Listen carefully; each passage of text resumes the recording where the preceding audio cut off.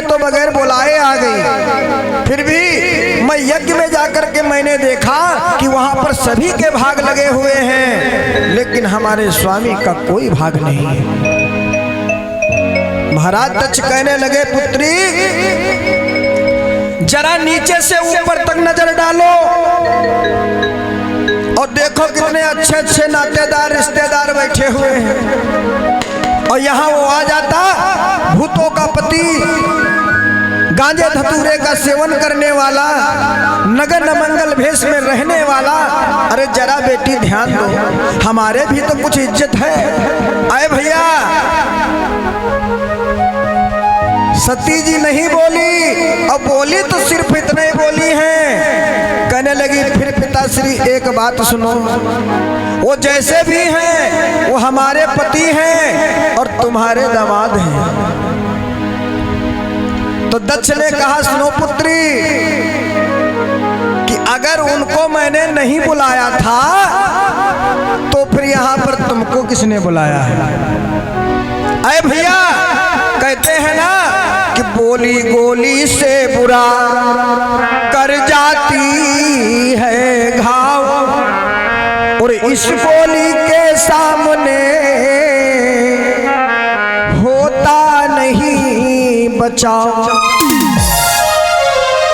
जैसे ही दक्ष ने ये बात कही, आज मैया सती जी ने क्या किया, दौड़ी दौड़ी गई कहाँ? उसी यज्ञ में जहां पर हवन कुंड बना हुआ है और सभी ब्राह्मण जो है मंत्रों का उच्चारण कर रहे हैं। आज सभी ब्राह्मणों को श्राप देने लगी और कहने लगी, सुनो, अगर तुमने मेरे पति यानी देवाधिदेव महादेव की निंदा कही या निंदा करी और या निंदा सुनी, तो मैं तुम सबको श्राप देती हूँ कि तुम जो है आगे आने वाले समय में भीख मांगने वाले ब्राह्मण हो गए। आए भैया, फिर सती ने मन में विचार किया कि जब मेरे पिता ने हमको इस तरीके से बेइज्जती हमारी की है, अनादर किया है, तो ये जो शरीर है ना, ये भी तो महाराज दक्ष के ही तो शरीर से उत्पन्न है, यानी खून उन्हीं का है। तभी सती ने क्या किया कि यहाँ सती यस कही जोग अग्नि तनु जारा, अस कही योग अग्नि तनु जारा।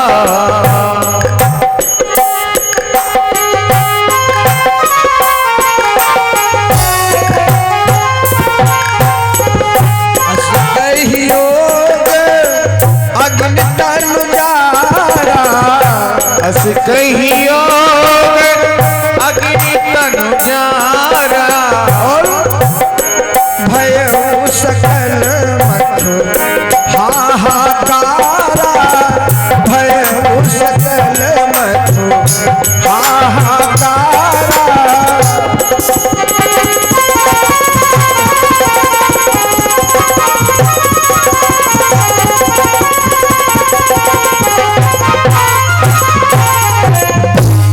अस कही जोग यज्ञ तन जारा और भयो सकल मखाहाकारा।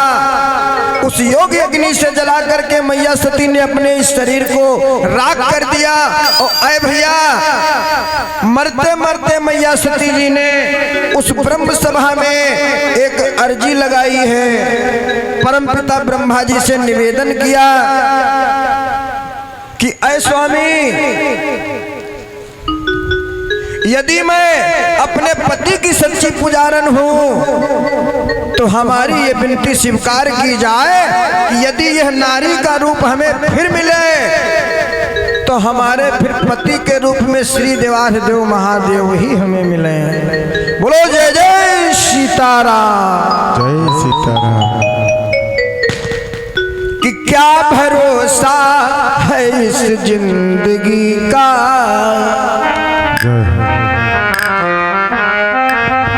साथ देती नहीं है किसी का। क्या भरोसा है इस जिंदगी का, साथ देती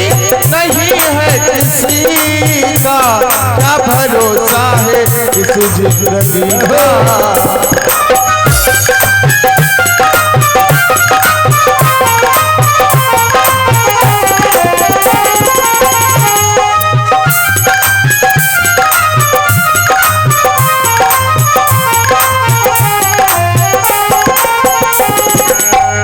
क्या भरोसा है, क्या भरोसा है इस जिंदगी का, साथ देती नहीं है किसी का। क्या भरोसा है इस जिंदगी का, साथ देती नहीं है किसी का। क्या भरोसा है इस जिंदगी का, साथ देती नहीं है किसी का। क्या भरोसा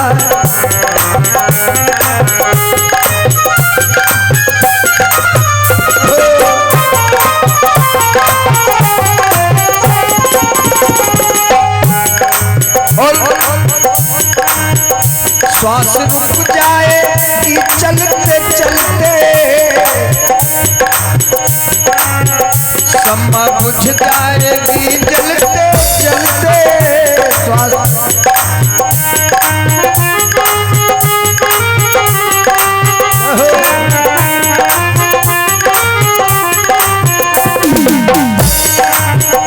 श्वास रुक जाएगी चलते चलते, शम्मा बुझ जाएगी जलते जलते। और दम निकल जाएगा आदमी का, दम निकल जाएगा आदमी का। क्या भरोसा है इस जिंदगी का।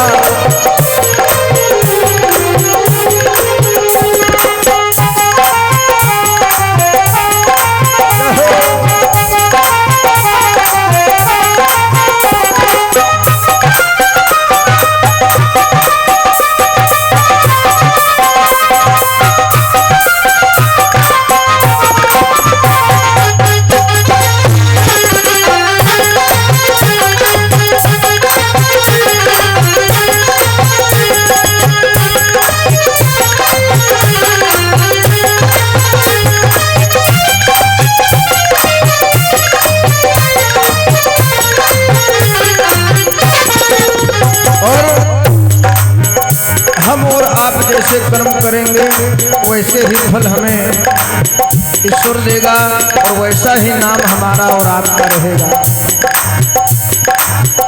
हम रहेगा मोहब्बत रहेगी, दास्तां अपनी दुनिया कहेगी। हम रहेगा मोहब्बत रहेगी, दास्तां अपनी दुनिया कहेगी। हम रहेगा मोहब्बत रहेगी, दास्तां अपनी दुनिया कहेगी कहेगी। दास्तां अपनी और नाम रह जाएगा आदमी का, नाम रह जाएगा आदमी का। क्या भरोसा है इस जिंदगी का।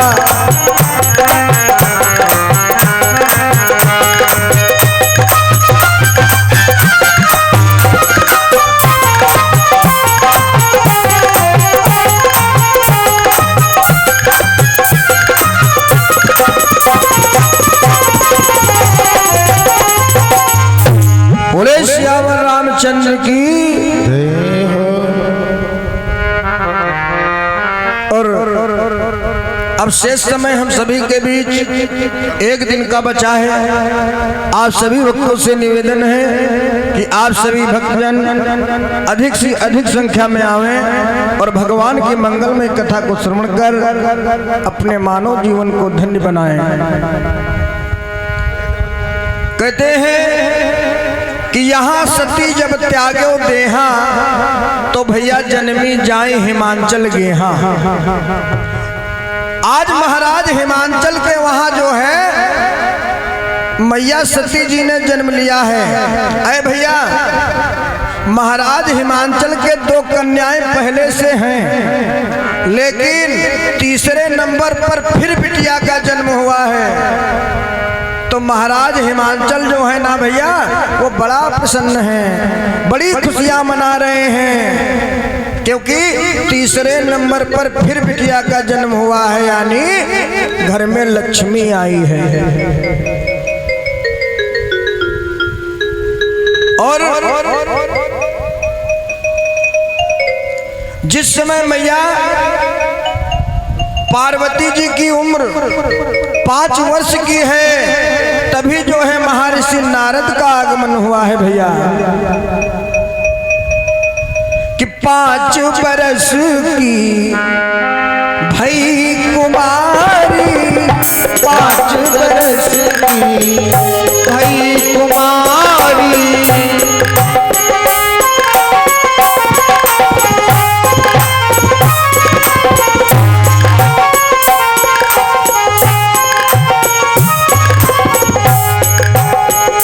5 बरस की भई कुमारी, 5 बरस की भई कुमारी, और नारद तहाँ गए एक बारी, नारद तहाँ गए एक बारी, हो नारद तहाँ गए एक बारी, हो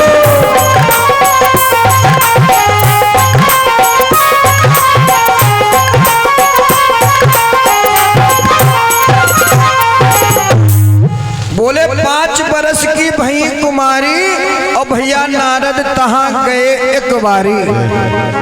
आज 5 वर्ष की आयु है मैया पार्वती जी की, और तभी भैया महर्षि नारद का आगमन हुआ। अरे भैया, जैसे महर्षि नारद का आगमन होता है ना, तो महाराज हिमांचल जो हैं और रानी मैना जी जो हैं, ये जो है बड़ा प्रसन्न है, क्योंकि हमारे घर देव ऋषि नारद आए हुए हैं। आज देव ऋषि नारद जी को बड़ा सुंदर आसन दिया गया। अच्छा, एक बात और है भैया, हमारी माताओं बहनों को एक ये बहुत बड़ी टेंशन रहती है कि बाबा चाहे जहां से आए लेकिन हाथ जरूर दिखाएंगे। अब जिस समय महर्षि नारद जी पहुंचे हैं महाराज हिमांचल के वहां, तो रानी मैना आई, कहे लगी बाबा और ठीक है, तो कहा हाँ, तो कह लगी बाबा तुम ये काम करते, तो बाबा ने कहा कहो देवी क्या बात है, तो कहने लगी बाबा बात ये है, हमार छोट बिटिया है कि तुम हाथ देखे बताओ क्या लिखा है। अरे भैया, महर्षि नारद ने जैसे ही मैया पार्वती जी को देखा है ना, तो वो तो सब जानते हैं ये कौन है, तो पहले तो अपने को बड़ा सौभाग्यशाली समझा कि अम्बे जी का दर्शन मैं इस बाल अवस्था में कर रहा हूँ, हमसे बड़ा सौभाग्यशाली कौन है।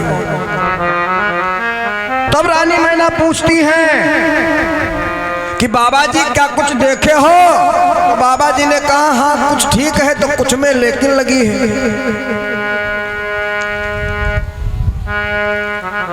अरे भैया, कहने लगे कुछ ठीक है तो कुछ में लेकिन लगी है। तो रानी सुनैना कहने लगी सुनो बाबा, अच्छा ये बताओ लेकिन क्या है, तो कहने लगे ऐसे कुछ विशेष लेकिन नहीं है, लेकिन है वो। तो कहने लगी सुनो लेकिन वाला शब्द हटाओ, अच्छा अच्छा बताओ क्या है। तो कहने लगे सुनो कि त्रिलोक पूजीवर पाएगी, त्रिलोक पूज कहलाएगी,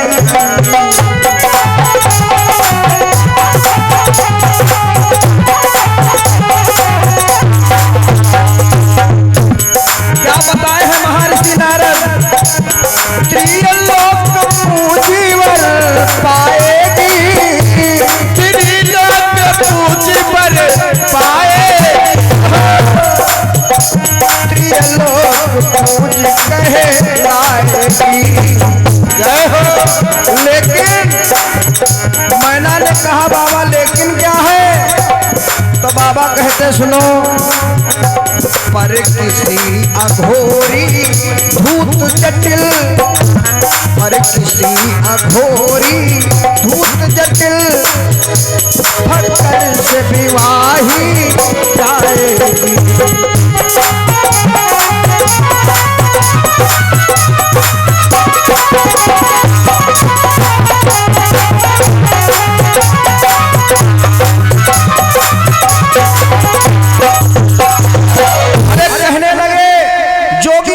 काम मन नगन मंगल भेष और अस स्वामी यही का मिले पढ़ी हस्त असरेख। रानी मैना ने जैसे सुना कहने लगी बाबा अच्छा इस करो मुंह बंद करो। तो बाबा ने कहा देवी हमने कुछ बनाया नहीं है, ये सब इनकी भाग्य की रेखा में लिखा है।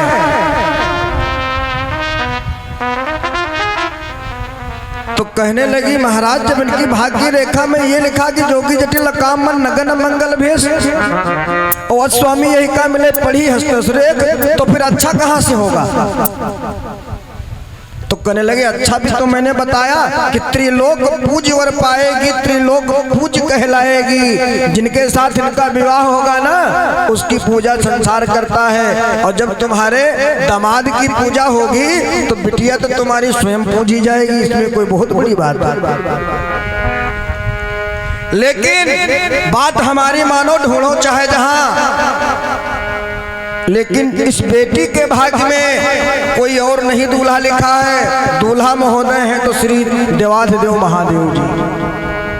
आज महर्षि नारद पार्वती जी को बुलाए, पार्वती जी आई कहने लगी हाँ बाबा जी। तो कहने लगे देखो बेटी एक काम करो, अगर तुमको महादेव जी को पति बनाना है तो एक काम करो।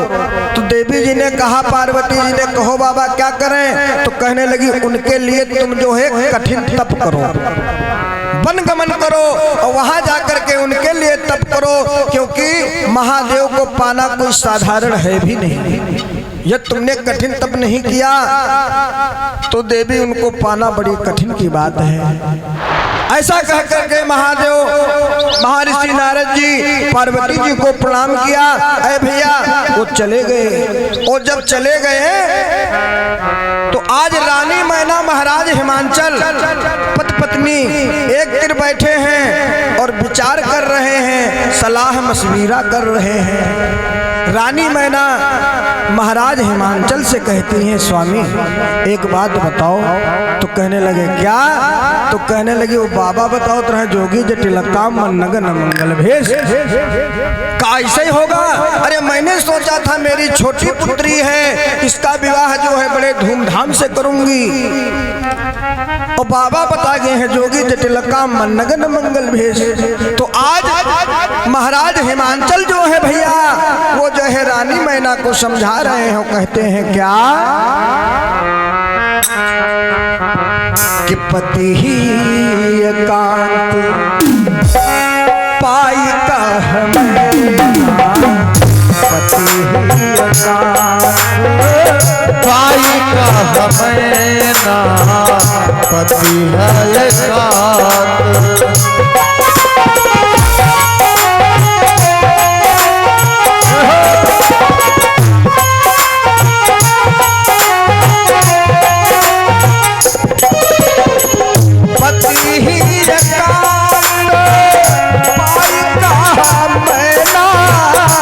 पति है एकांत पाई का हमें ना पति ही एकांत पाई का हमें ना।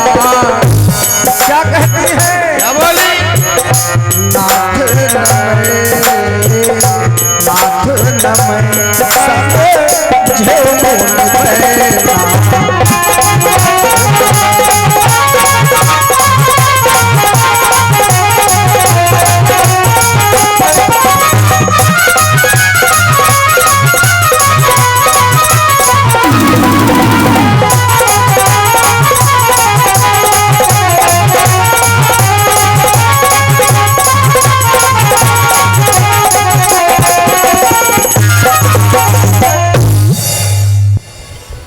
बोले पति ही एकांत पाई कह मैना और नाथ न मैं समझूं मुन बैना। अच्छा एक बात और है, तो महाराज हिमांचल कहते हैं रानी तुम क्यों टेंशन लेती हो, छोटी बेटी है कहीं अच्छी जगह ब्याह करेंगे। अरे भैया तो ब्याह में क्या देखना है, एक रामायण के माध्यम से सीखिएगा, यही से एक नई सीख मिलेगी। ब्याह में देखना है, बाबा गोस्वामी तुलसीदास ने लिखा भी है क्या कि जो घर बरु कुल होई अनुपा, जो घर बरु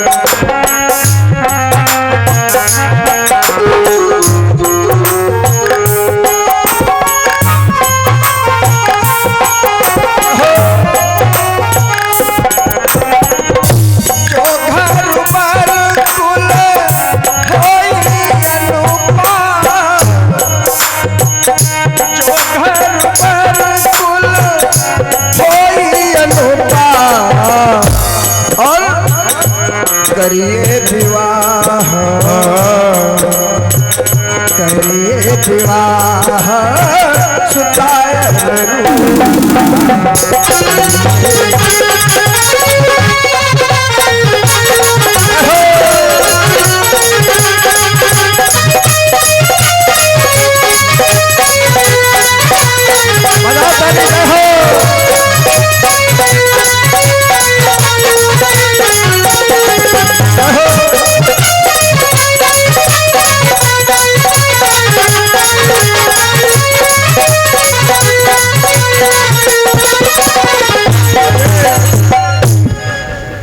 कि जो घर बरुकुल होई अनुपा, करिए ब्याह सुता अनुरूपा।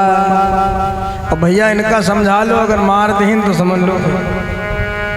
हाँ कहते हैं कि जो घर बरुकुल होई अनुपा और करिए ब्याह सुता अनुरूपा, रामायण में गोस्वामी तुलसीदास जी ने लिखा। तो पहले नंबर में देखना है क्या, घर। अच्छा घर में क्या देखना है, घर में ये नहीं देखना है ए महाराज जी सीताराम कहाँ ख्याल, घर में क्या देखना है, घर में ये नहीं देखना कि 18 कमरा बने पता खेतों ही बेच बने हो। तो घर में ये देखना है कि जिस घर से हम अपनी बेटी का विवाह करने जा रहे हैं, यानी रिश्ता बनाने जा रहे हैं, उस घर के जो रहने वाले सदस्य हैं उनमें आपस में मेल जोल है या नहीं। और ये महाराज अगर मेल जोल है शादी कर दीजिएगा, कोई उलझना नहीं आएगा। और अगर कहीं मेल जोल नहीं है तो 5वें दिन फोन आएगा पीछे के ऊपर सिलेंडर भैया फाट पड़े, पक्की बात है। हाँ हाँ। और दूसरे नंबर में क्या देखना है, दूसरे नंबर में देखना है बरु, बरु यानी दूल्हा। तो दूल्हे में क्या देखना है, दूल्हे में गोर और काला नहीं देखना है, चित्र के साथ में देख लेना चरित्र का ठीक है या नहीं। पता लगे ऊपर तो बड़े चिकन चाकन लागत और अंदर हुई अतने अवगुणधारी हैं जी का कोई ठिकाने नहीं, का भला हुआ निपटी नहीं निपटी। तीसरे नंबर में कुल यही देखना है, जिस कुल से हम अपनी बेटी का विवाह करने जा रहे हैं उस कुल में, उस परिवार में किसी प्रकार का कोई उलझना तो नहीं है, किसी प्रकार का कोई दाग धब्बा तो नहीं है। अरे भैया अगर नहीं है शादी कर दीजिएगा, कोई उलझना नहीं आएगा। क्योंकि ये भी बताया है कि जहां सुमति तहां संपत्ति नाना, जहां सुमति तहां संपत्ति नाना, जहां सुमति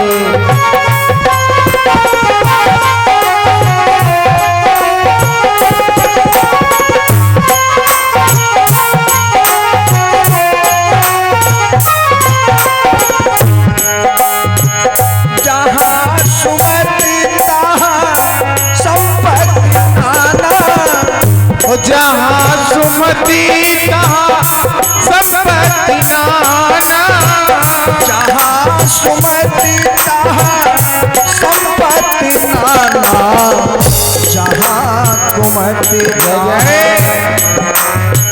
जहाँ कुमति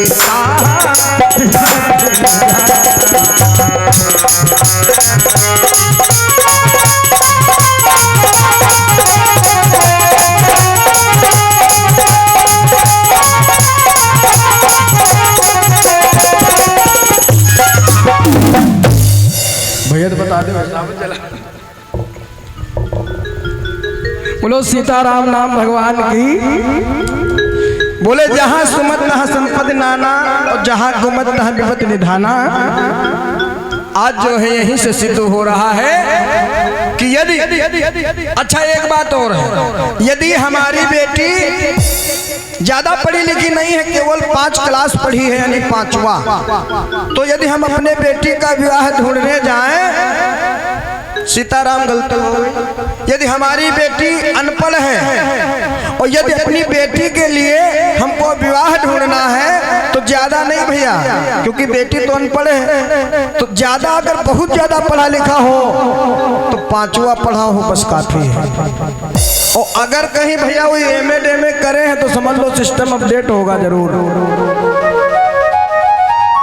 ऐसा एक महोदय जी थे, उनकी बिटिया एकदम अंगूठा टेक और ब्याह करें दिल्ली में।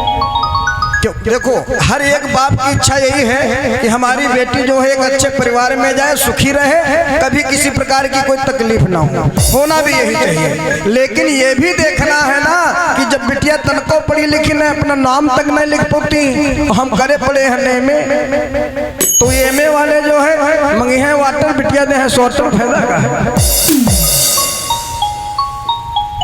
तो इसलिए हमको जो है इस चीज का विशेष ध्यान देना है। तो महोदय जी की जो बेटी थी वो एकदम अंगूठा टेक थी और ब्याह किया दिल्ली में। और अब भैया बिटिया है देहात की रहने वाली, अब शहर में गई दिल्ली। तो ये हमारे देश की परंपरा है कि जिस घर में बेटी का यानी पुत्र का ब्याह होता है तो जब बहुरिया घर को आती है तो पहला भोजन उसी से बनवाया जाता है, यानी कुछ ना कुछ बनवाया जाता है। तो जब बिटिया वहां पहुंची तो सासू माँ ने क्या किया, कहने लगी आज का जो भोजन है वो बहुरिया हमारी नई वाली बनाएगी। अरे भैया, तो उस दिन सासू माँ ने सब्जी मंगाई तुरई की। अच्छा देहात में आप लोग रहते हो, जाने तो कि तुरई की सब्जी यानी तुरई जो है ये देहात में होता ही खूब है। तो बिटिया ने क्या किया, मोटे मोटे छिकल जो है निकाल के बाहर कर दिया। अब सासू जी जब ने देखा तो वो भैया डांटने लगी, अरे इडियट, तू नालायक है, तुमने तो सब पूरा विटामिन से बाहर कर दिया। अब वो दुखिया पहली बार आई है क्योंकि देहात रहने वाली है, देहात में तुरई खोए होती हुआ विटामिन से थोड़े ना देखा जाए। वकात मोटा मोटा बकला छील लो भैया। उस दिन तो उसने बहुत कुछ सुना। दूसरे दिन दूसरे बाजार में अब की बार जो है सब्जी आई कटहल की। अब जब कटहल की सब्जी आई तो वो बिटिया सोच में पड़ गई कि कल जो है हमने उस तुरई का विटामिन से बाहर किया था तो मम्मी बहुत डांटना है, अब क्या करें। अरे भैया, तो उस बेटी ने क्या किया, उस कटहल को काटा, बक्कल नहीं छिला है, ऐसे ही बना दिया। और जब भैया शहर का सिस्टम कुछ और होता है, ऐसे टेबल पे लगा खाना, और जैसे सासू माँ आई खाने के लिए और पहला निवाला डाला तो आप लोग जानते हो कटहल में कांटे भी होते हैं। और जैसे पहला कांटा सासू माँ जी के जो है तारू में लगा तो कहने लगी ये सब्जी किसने बनाया। तो बिटिया ने मन में विचार किया कि हमें लग रहा है आज ज्यादा अच्छी बन गई है, तो पहले ही बोल पड़ी, कहने लगी मम्मी जी हमने बनाया। तो कहने लगी नालायक, तुमने इसका विटामिन से बाहर नहीं किया था। तो कहने लगी मम्मी मना तो तुम्हें करे रहो, कल बहुत डांटे रहो तो हम सोचा रहे तुम्हें हम विटामिन वाला सिस्टम खावा जाते हैं। तो इसलिए जो है पढ़े और ना पढ़े में जमीन आसमान का अंतर होता है। तो इसीलिए कि जो घर बैरुकुल होई अनुपा, जो घर बैरुकुल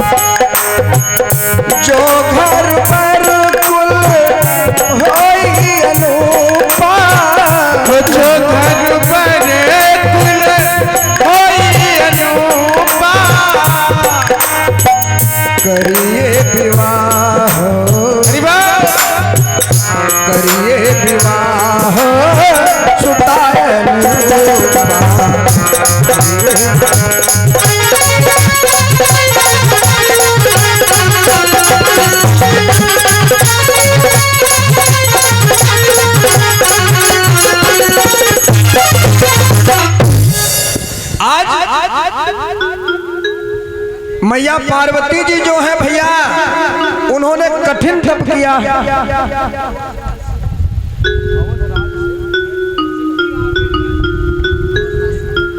हमारे भैया अवधराज सिंह जी की तरफ से भैपुरवा निवासी 201 पुष्पमुद्राएं भगवान जी के श्री चरणों में समर्पित भेंट हैं। व्यासपीठ की तरफ से भैया को शुभ आशीर्वाद मंगल कामनाओं के साथ। कथा का ज्यादा विस्तार नहीं देना है और समय पर भैया विशेष ध्यान देना है। इधर जो है उसी समय जिस समय पार्वती जी कठिन तप कर रही हैं शिव को पाने के लिए, तो उसी समय एक तारक जैसे योद्धा ने इस पृथ्वी मंडल पर बहुत सारा अत्याचार मचाया था। और उस समय महादेव जी जो हैं भैया समाधि में लीन थे। अब सभी देवता घबराए, कहने लगे अब क्या होगा। तो परमपिता ब्रह्मा जी ने कहा सुनो एक काम करो।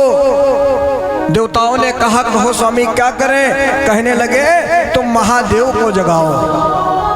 अब देवता घबरा गए कि महादेव को जगाना कोई साधारण तो है नहीं, महादेव को कैसे जगाएं।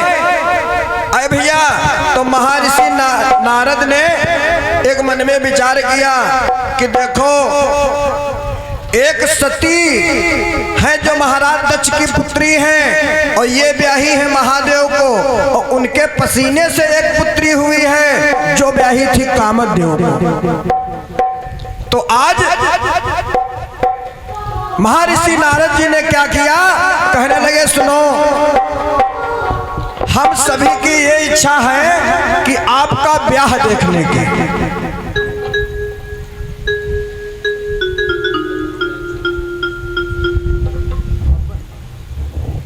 और हमारे भैया बब्बन तिवारी सॉन्ग सर्विस जो आज विगत 4 दिनों से बराबर सेवा कर रहे हैं, इनकी तरफ से 101 पुष्पमुद्राएं भगवान जी के श्री चरणों में समर्पित हैं। व्यासपीठ की तरफ से भैया को शुभ आशीर्वाद और मंगल कामनाओं के साथ कि ऐसे ही धर्म के कार्य में बढ़ चढ़ करके हिस्सा लेने का सौभाग्य प्राप्त होता रहे। जय जय सिया राम। तो इधर देवताओं ने मन में विचार किया कि देखो अभी आप लोगों ने गणेश जी की कथा सुनी थी तो उसमें शंकर जी का कोई सहयोग नहीं था, इसीलिए बाबा भोले नाराज हुए थे। अब देवताओं ने मन में विचार किया कि तारक जब मारा जाएगा, तारक को कोई मारने वाला नहीं था, तारक तभी मारा जाएगा जब शंकर जी के वीर से उत्पन्न होगा पुत्र, तो वही तारक जैसे योद्धा का वध कर सकता है। कि शंभु शुक्र सुत, कि शंभु शुक्र सुत प्रगटाई तारक असुर हनई तब सोई।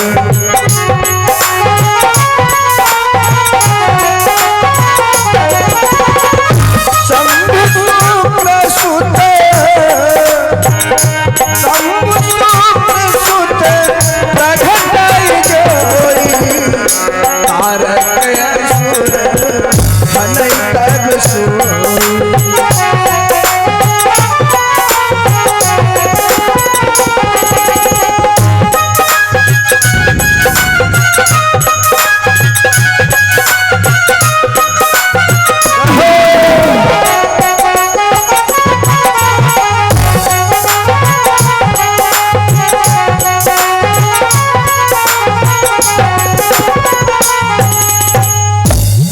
तो भैया महादेव को जगाने का ठेका मिला है महर्षि नारद को।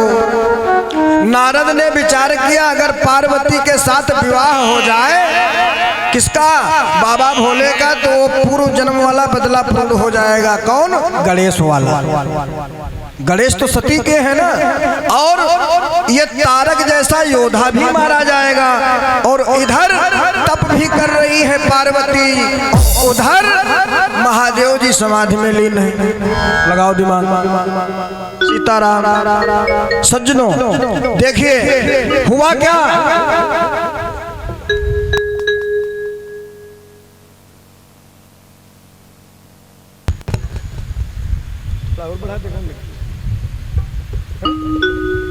चलिए समय का विशेष ध्यान देना है, छोटा सा परिवार है, विचलित हो रहा है। खैर ज्यादा कथा को न विस्तार देते हुए, जिस समय परमपिता ब्रह्मा जी ने कहा महादेव जी से कि हे भगवान आप शादी कर लो, तो कहने लगे हम शादी ऐसे करेंगे नहीं। तो बोले कैसे? कहने लगे हम स्वयं परीक्षा लेंगे तब। आज परीक्षा लेने गए हैं देवादेव महादेव जी पार्वती जी के पास। पार्वती जी से पूछते हैं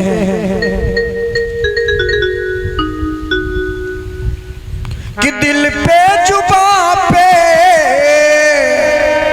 भैया उमेश जी, हो दिल पे जुबां पे यदुनंदन वही है, पिया जिसको चाहे सुहागन वही है, पिया जिसको चाहे सुहागन वही है, पिया जिसको चाहे।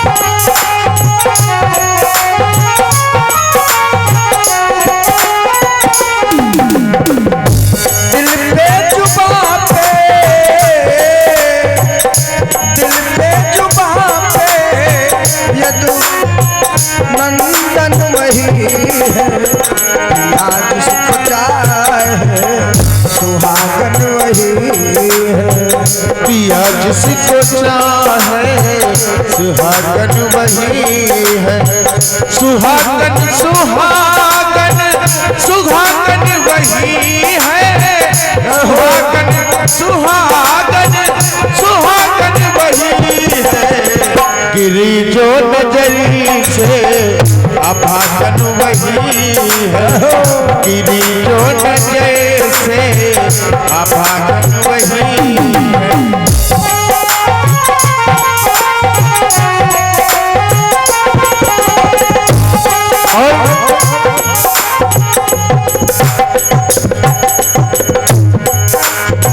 द्रौपदी ने पत्र द्वारा हरि को अपनाए हुए, रुक्मणी ने पत्र द्वारा हरि को अपनाए हुए, मौज दल बल के सहित शिशुपाल के आए हुए, रुक्मणी ने पत्र द्वारा हरि को अपनाए हुए, फौज पलटन के लिए शिशुपाल के आए हुए, मंदिर से बेटी तलक रखवार बहु छल बल किए, तक बेटी तलक रखवार ने बहुत किए, आए अचानक श्याम जी रथ पर बिठा कर चल दिए, आए अचानक श्याम जी रथ पर बिठा कर चल दिए, आए अचानक श्याम जी रथ पर बिठा कर चल दिए,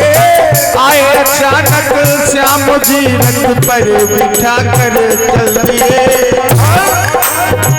मंदिर खोल देखा, मंदिर खोल देखा तो दुल्हन नहीं है, पिया जिसको चाहे सुहागन वही है, पिया जिसको चाहे सुहागन वही है, पिया जिसको सुहागन वही है।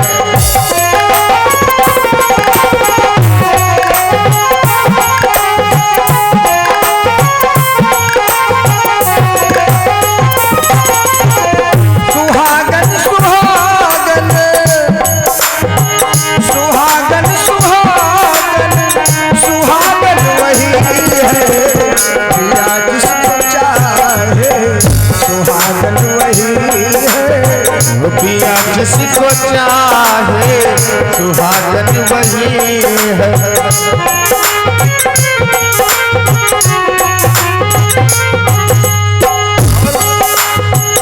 और जिस कथा में है गिरिजा भी तप कर रही है शिव को पाने के लिए। वो गिरिजा भी तप कर रही है आज माने के लिए। बोले करती हो क्या ओढ़ी से क्या है फायदा। बोले ये करती हो क्या बोली में है क्या फायदा। बोले करती हो क्या ओढ़ी से क्या है फायदा। गिरजा ने उत्तर दिया सा भूखे नहीं कायदा। गिरिजा ने उत्तर दिया साधु का ये नहीं कायदा। गिरजा ने उत्तर दिया साधु का ये नहीं कायदा। गिरिजा ने उत्तर दिया साधु का ये नहीं कायदा। टूट नहीं सकता टूट नहीं सकता जो बंधन सही है। पिया जिसको चाहे सुहागन वही है। ओ पिया जिसको चाहे सुहागन वही है। दिल पे जुबां पे दिल पे जुबां पे यदु नंदन वही है। पिया जिसको चाहे सुहागन वही है। पिया जिसको चाहे सुहागन वही है।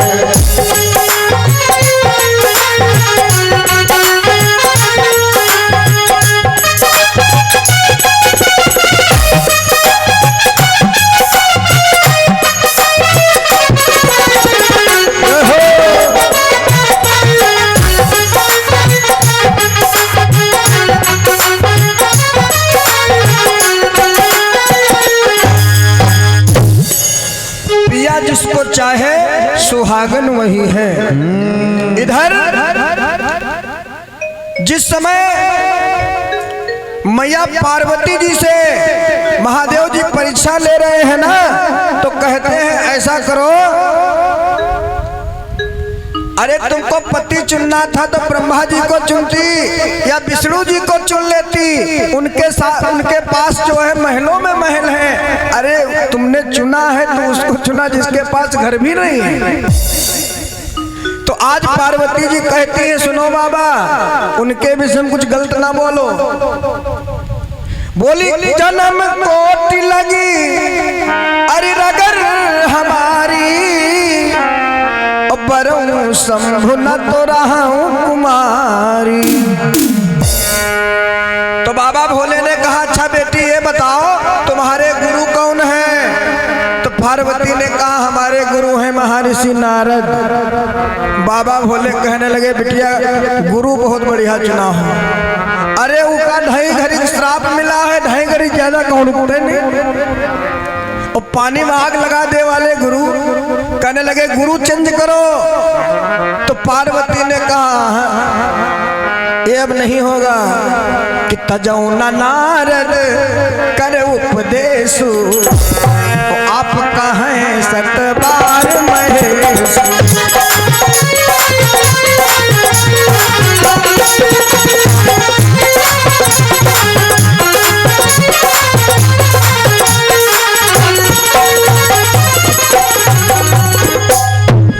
बोली तजौना नारद कर उपदेशु आप कहें और चाहे आ जाए स्वयं महेश।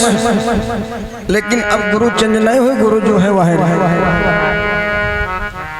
अरे भैया आज देखिए कथा का विस्तार हम ज्यादा नहीं बढ़ा रहे हैं क्योंकि समय का अभाव बहुत ज्यादा है, इसलिए कथा अधूरी भी नहीं छोड़ी जाती है। तो हम देवाधिदेव महादेव जी का विवाह कराने में लगे हैं, अगर हो जाए तो अच्छी बात।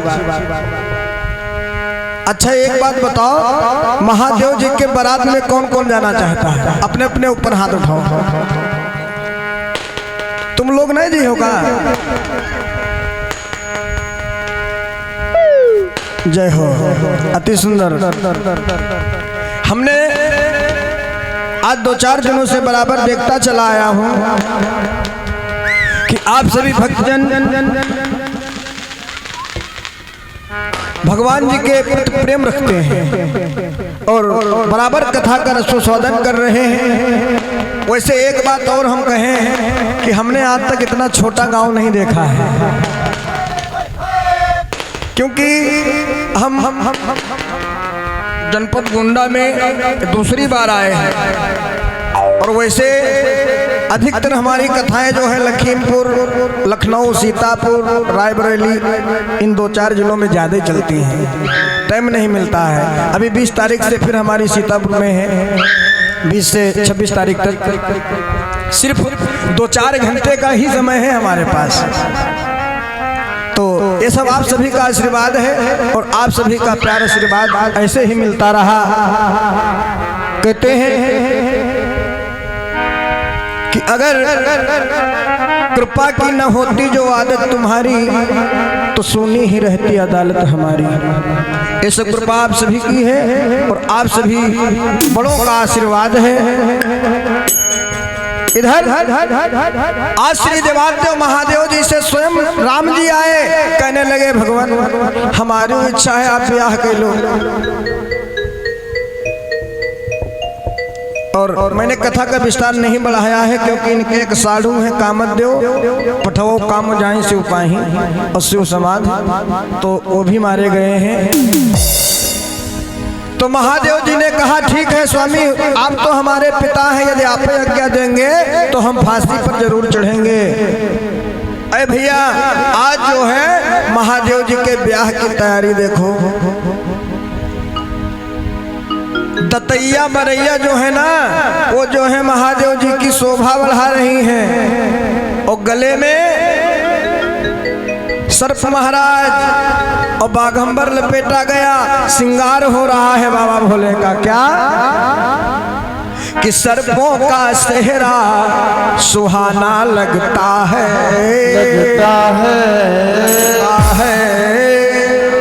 दुल्हन का तो दिल दीवाना लगता है। सर्पों का सेहरा सुहाना लगता है, भक्तों का तो दिल दीवाना लगता है। शहरों का सेहरा सुहाना लगता है, भक्तों का तो दिल दीवाना लगता है।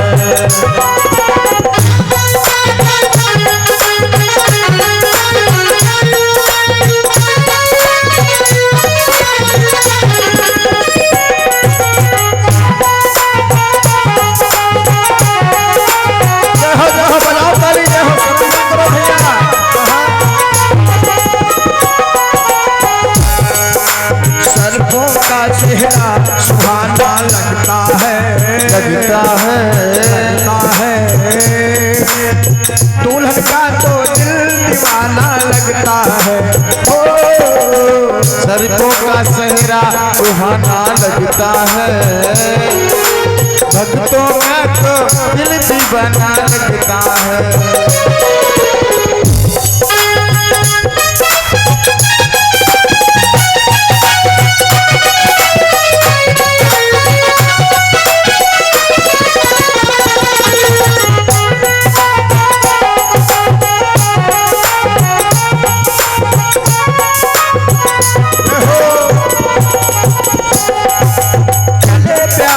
पार्वती भोले शंकर हो, चले ब्याहने पार्वती हरि भोले शंकर। मस्त मगन हो नांदिया ये कहता है सर्पों का चेहरा सुहाना लगता है।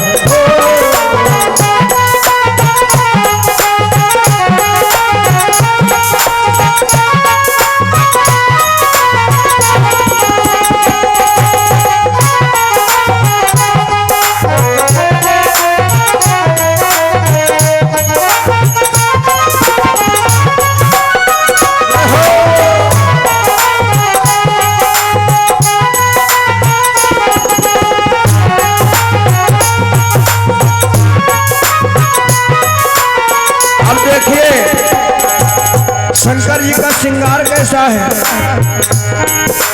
अंग में भस्मी लगी और बांध बाघंबर।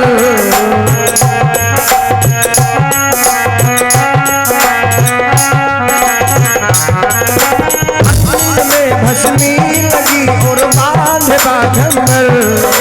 चंद्रमा माथे विराजे गंगा जी ऊपर।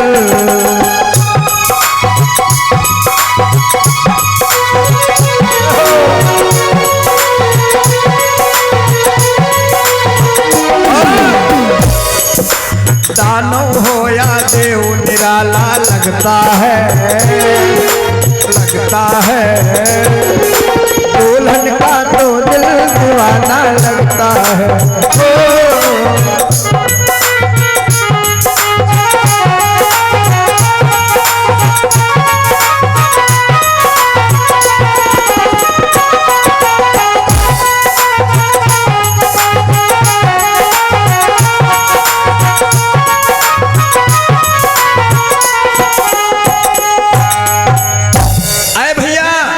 श्रृंगार है बाबा भोले का। तभी देखा है कि बारातीगढ़ आने लगे। बारातीगढ़ कैसे हैं? नांदिया ने देखा कि कुछ लोग आए हैं रुंड यानी केवल धड़े धड़ है, सर नहीं है। तो नांदिया ने पूछा ये रुंड है, अब मुंड कब आएंगे? तो रुंडों ने बताया मुंड पाछे से आ रहे हैं। ऐसी बारात है। खैर विस्तार नहीं बढ़ा रहे हैं, समय का थोड़ा अभाव है। और तभी देखा कि मुड़ करके देखा नारद ने, अरे बूढ़े ब्रह्मा जी आए हैं। बूढ़े ब्रह्मा जी आए हैं। अब गरुड़ सवारी पर देखो, अब गरुड़ सवारी पर देखो भगवान श्री हरि आए हैं।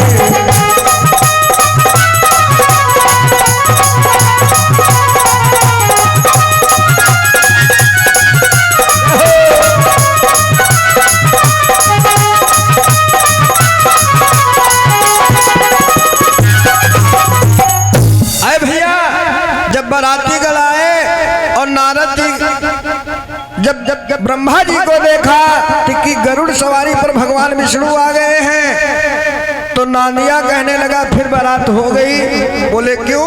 अरे कहने लगे गरुड़ के आगे इनकी बेल्ट कहाँ रुकेगी। अच्छा भैया, बाबा भोले को एक बार महाराज हिमांचल के वहां नगन भी होना है। अगर ये नंगे नहीं होंगे तो महर्षि नारद की बातें सब झूठ हो जाएंगी कि नगन अमंगल भेष। तो महादेव कहने लगे विष्णु जी से, भाई ऐसा करो बारात में चलो तो हमारे साधन से चलो। तो विष्णु जी ने कहा देखो साधन अपना ले जाएंगे, पता लगे कत्ते खन तुम्हारे को ठिकाना नहीं, पता नहीं कत्ते खन कौन दिक्कत हुई जाए, हमारा साधन स्टार्ट कर तुरंत निकल ले। तो कहने लगे फिर हम बारात नहीं जाएंगे। बाबा भोले ने कहा तो कहने लगे सुनो ऐसा करो बारात चलो, थोड़ा आगे पीछे हो लो, मान लो थोड़ा फैसला बना लो। और इधर बारात जब महाराज हिमांचल के नगर में पहुंची है तो आज रानी मैना जो है ना बड़ा प्रसन्न है कि अब खबर मिली है हिमगिर को, अरे बारात नगर में आई है।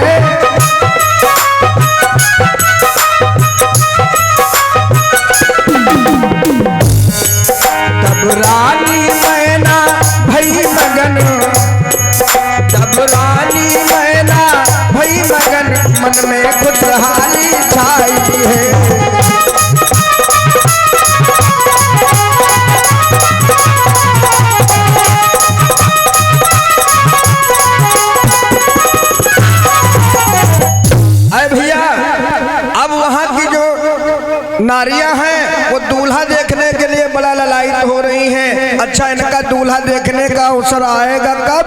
जब होगा द्वार चार।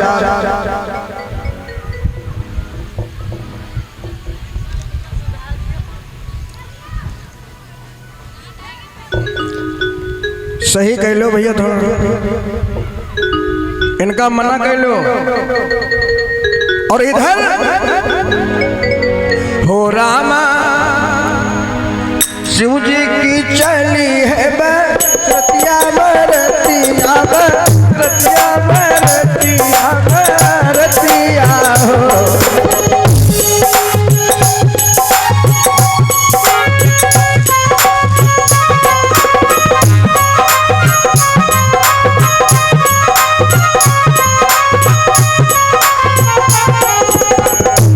रामा शिव जी की चली है बरतिया मगन सब सखिया मगन सब सखिया हो।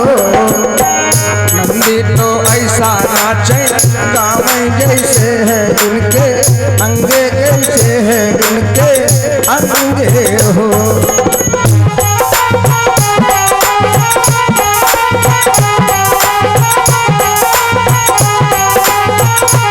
और हमारे भैया जी की तरफ से 101 पुष्प मुद्राएं भगवान जी के श्री चरणों में समर्पित हैं। व्यास जी की तरफ से भैया को शुभ आशीर्वाद है।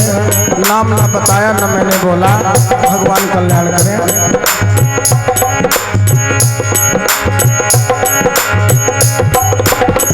ओ रामा शिव जी की चली है बरतिया मगन सब सखिया मगन सब सखिया हो।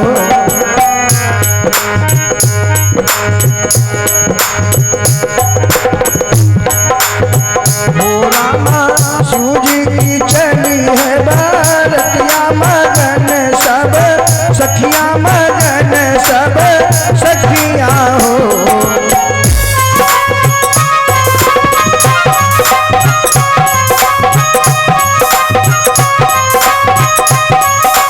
और रानी मैना तो ऐसे सोचे कि दूल्हा हम हूँ, देखे दूल्हा हम हूँ, देखे हो।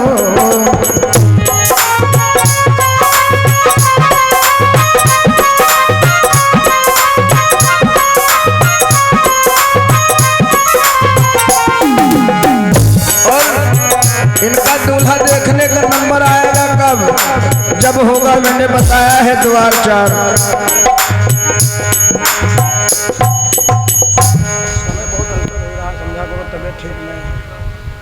ये सब बोलो जय जय सीताराम।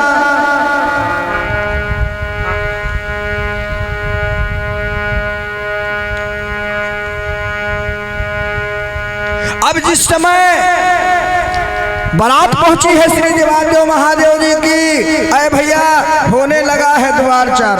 अच्छा आजकल लोग कह देते हैं कि वो द्वार चार है, लेकिन तब के समय में वो द्वार चार नहीं था, क्योंकि तब के समय में कोई दिखाई भलाई होती नहीं थी। ऐसे अंदाजे में कहते हैं बाल मार दिया जाता था। तो उस समय जिस समय रानी मैना आई है, एक बड़ी सुंदर थाल सजाई है, उस समय जो है होता था दूल्हा महोदय का चेकअप। आज श्री देवादेव महादेव जी का चेकअप हो रहा है। और एक बात सभी लोग सुने होंगे कि करिए के आगे दिया वही सुने झलक। अब जैसे रानी मैना लगी है, वो तो लगे है ना गले में, और जैसे मारी एक फुसकार तो देखा है कि थाली कहूँ और गिरी और रानी मैना कहूँ गिरी हो। कड़ी हाय दादा यू कहा निकला। आप बड़ी चक्कर में कि करे तो क्या करे। अब रानी मैना जो है बड़ा उल्टा सीधा बोलने लगी महादेव जी को। और एक बात ध्यान करो, बिहार में हमेशा माझी गरियाया जाता है। अगर बिहार में तुमको दिक्कत भय तो समझ लो माझी कर कोई खैर नहीं। अच्छा हिमा माझी रहे कौन? हिमा रहे महर्षि नारद। अब उल्टा सीधे बोलने लगी महर्षि नारद को। कल गई हाय नारद तुम्हारा का बिगाड़ा रहे जो मारे हमरे बेटे घर बर्बाद कर दिया कि नारद कर में काह बिगाड़ा भवन मोर जिन्ह बसत उजारा।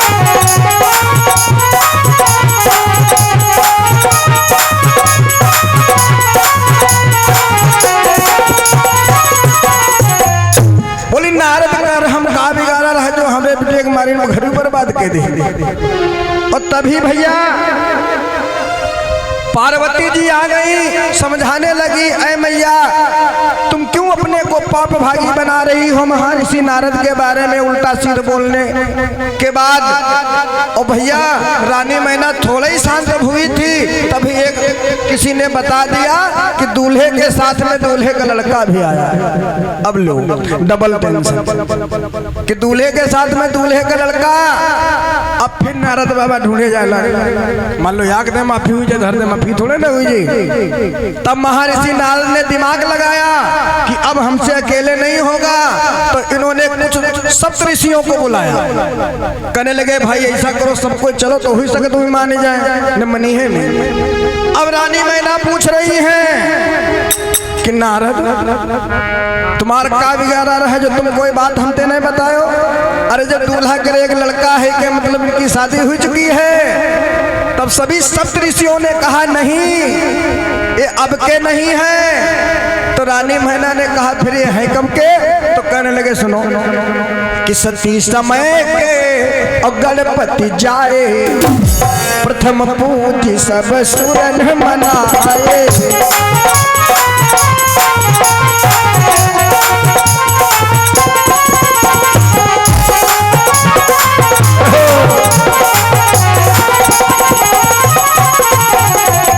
सती समय के गणपति जाए प्रथम पूज सब सुरन मनाए। ये अब के नहीं ये सती के समय के हैं। तो इस प्रकार से भैया बहु प्रकार से विधि विधिवत यह भगवान श्री देवाधिदेव महादेव जी का वह विवाह संपन्न हुआ। अब हम सभी से चाहेंगे आप लोग अपने अपने स्थान पर खड़े हो जाएं और भगवान की मंगलमय आरती में भाग लें। और शेष समय इस माइक्रोफोन के द्वारा जहां तक हमारी आवाज जा रही है, देखिए तो सभी से निवेदन है कि आप सभी भक्तजन अधिक से अधिक संख्या में आइएगा। शेष समय एक दिन का है, जैसा समय मिला वैसी सेवा मैंने की और ये सब प्रभु जी की कृपा है। और आप सभी भक्तों से निवेदन है आप सभी भक्तजन अधिक से अधिक संख्या में आइएगा।